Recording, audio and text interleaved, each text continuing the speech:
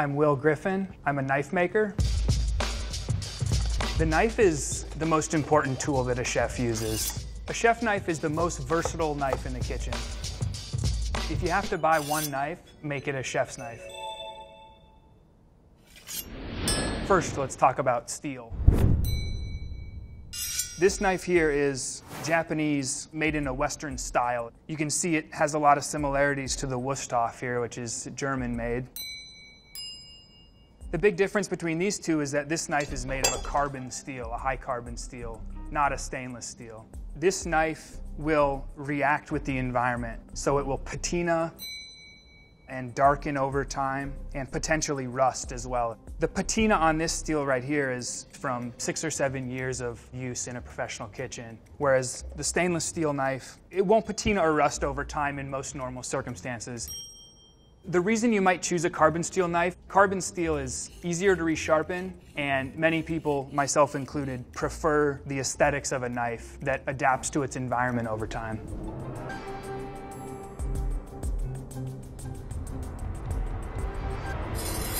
The next thing to talk about is the hardness of the steel. You can control the hardness of the steel based on how you heat treat the steel as part of the knife making process. Here's a Japanese-made knife with a very high level of hardness in the steel. The benefits of it are that it maintains its edge for longer, so you don't need to sharpen the edge as frequently. The downside of that is the edge is more brittle. I have an example of a very hard knife here that I dropped on my kitchen floor and the tip just broke right off. The Wursthof is a good example of a knife that's a little bit softer. There's pros and cons of that as well. So the softer knives, they won't retain an edge as long, but the edge won't chip as easily. And the whole knife in general will be more resistant to shock and abuse. If you were to drop it on your kitchen floor, the tip would kind of bend over and you could probably bend it back straight.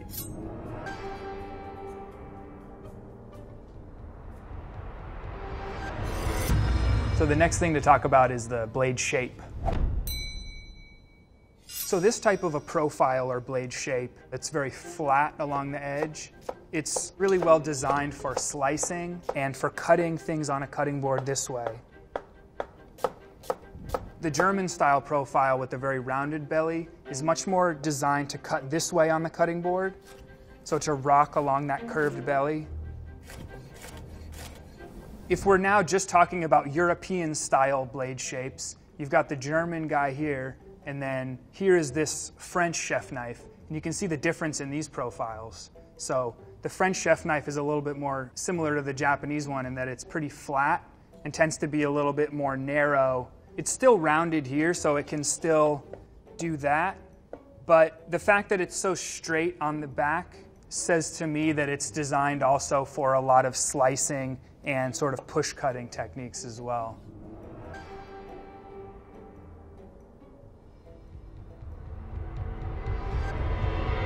Next, let's talk about blade thickness.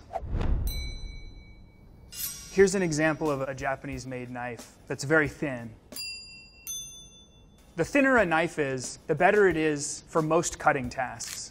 The only downside of a thin knife is that it can be more delicate when you start to talk about more robust foods. Anything where I might run into a bone or something, this knife isn't the knife for that job. One element of the thinness is that it doesn't have a lot of weight behind it. That can be a pro or a con. It's nice to have something that's light if you're chopping all day, but also sometimes you feel like a little bit more weight can help you get through things. And then the other example is the Wursthof here. Much thicker in cross-section. Thicker at the spine, but also thicker down at the edge as well. The thicker knife is just going to do better in situations where there's more stress put on the blade. One isn't necessarily better than the other, but I will say in general, if you can cook in a delicate way, then you should choose the thinnest knife that works for you, because the thinner the knife, the better it's going to move through the food.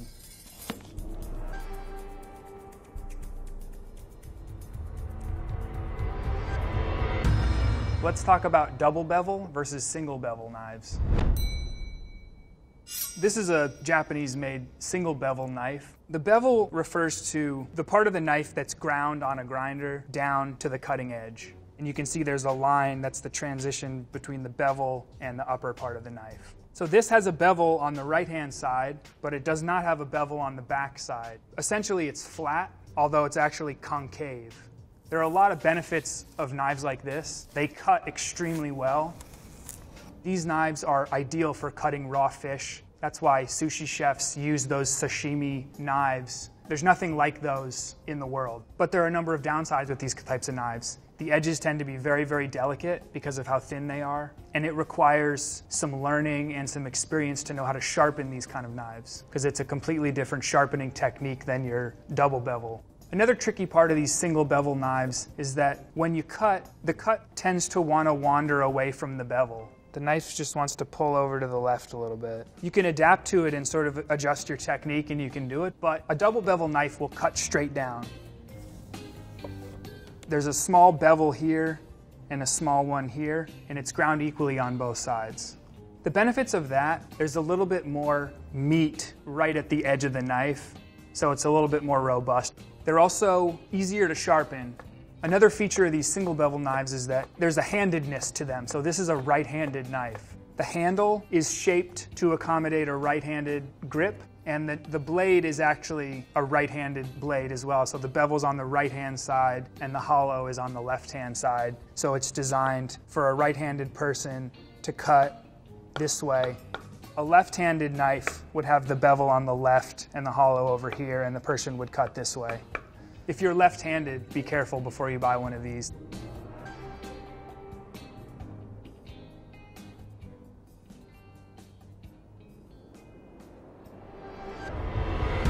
So let's talk about blade length. 240 millimeter, or let's say 9 inches up to around 10 inches, is a very common size for professional cooks. A larger knife can be good for processing a lot of ingredients quickly. You can line up more stuff on your cutting board and kind of get through it quicker. A larger knife has some downsides. They tend to be heavier because there's just more steel there. They can also just be overkill if you have a small space, if you use a small cutting board. I would say the most common size of chef knife out there is probably around an 8-inch chef knife. So this is the 8-inch Wusthof. Here's another 8-inch knife, the Japanese-made knife.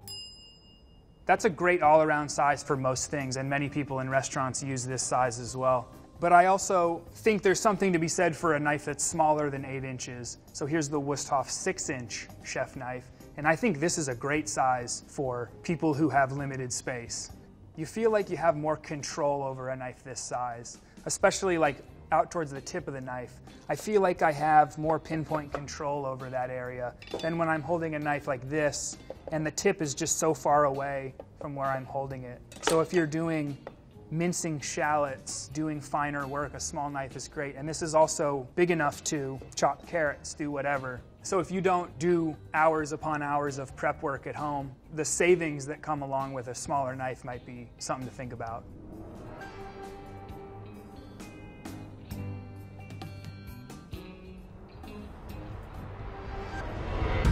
Moving on to handles, first we're going to talk about the TANG design.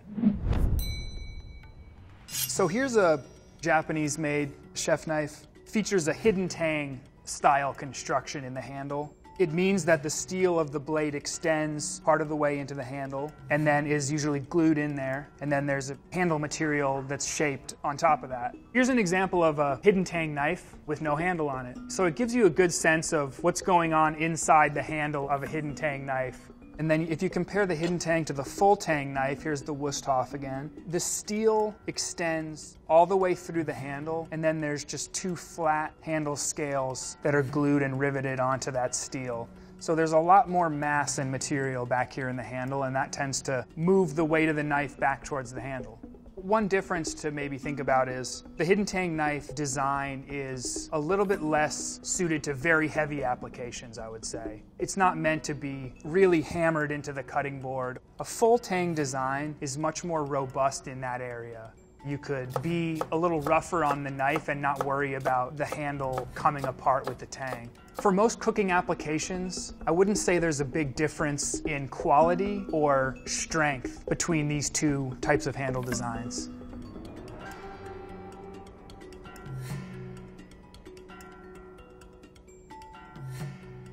Knife makers use a lot of different materials for their handles. Again, it's a matter of preference. This particular knife, this is a Victorinox. Their handles are made of this Fibrox material, a very food service kind of oriented knife. It's easy to wash. It's certified to not harbor bacteria and things like that, which is important in sort of institutional kitchens. So the material needs to suit the environment that it's being used in. There's also the Wusthof. They use just a black plastic material. It's a man-made material that's basically indestructible, very easy to maintain. It doesn't warp or change in dimension. A great material for ease of maintenance, I would say. Here's a handle that's very similar in design to the Wusthof, but this is the vintage French chef knife, and this is when they were still using wood on their handles. So that requires a little bit more maintenance than the man-made material. A wood handle might be appropriate for somebody who appreciates the beauty of the natural material and the uniqueness of it as well. No two pieces of wood are exactly alike, so there's some element of nature finding its way into the knife, which I appreciate.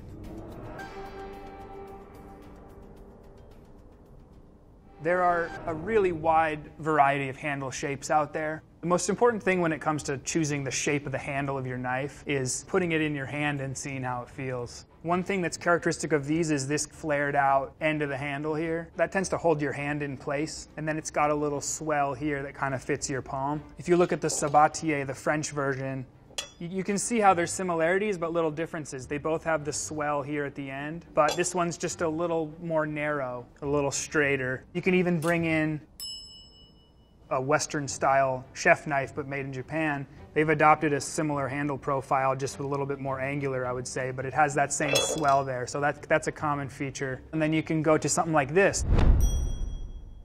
This is a Chroma chef knife, and they've designed sort of an interesting thing here where the handle and this blade is one integral piece of steel. A knife like this I would certainly want to hold on to before I bought one, just to make sure that that feels comfortable to me.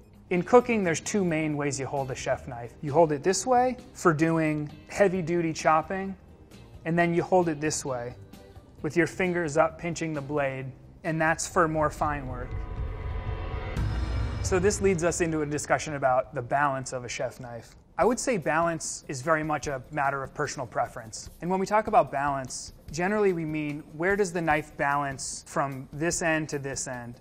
If a knife is more blade heavy, it tends to balance out here. If a knife is more handle heavy, it tends to balance somewhere along the handle. This knife is very blade heavy. Some people prefer a more handle heavy knife, some people prefer a more blade heavy knife. A knife that balances in the front of your hand, where that first finger kind of is, tends to be a knife that feels balanced. If the balance point were to be way out here, and I'm holding the knife here, that's going to be a knife that feels very top heavy.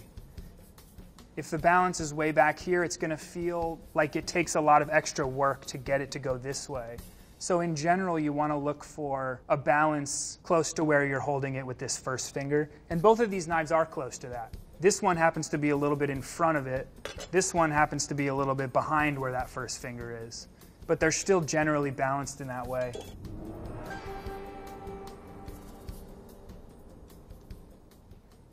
Another part of the handle to consider is the bolster. If you look at this Wusthof, you can see that this knife has a bolster. The bolster is this steel that's around the heel of the blade that sort of transitions into the handle here. If you take a look at one of the knives I made, there's no bolster here. So it's just the blade steel. That's the difference. Now, it's sort of a safety feature, the bolster. It prevents your finger from slipping up here and getting nicked on the very heel of the blade. That seems to be the main function of what the bolster is there to do, but that also comes with a very serious drawback. It becomes very, very difficult to sharpen this blade all the way down to the very corner. No bolster, you can get your fingers closer into where the blade is, whereas this knife, there's no sharp edge in the corner, so I can't use that for anything. Whereas this knife, I can use this sharp corner to do things. Those are the main differences.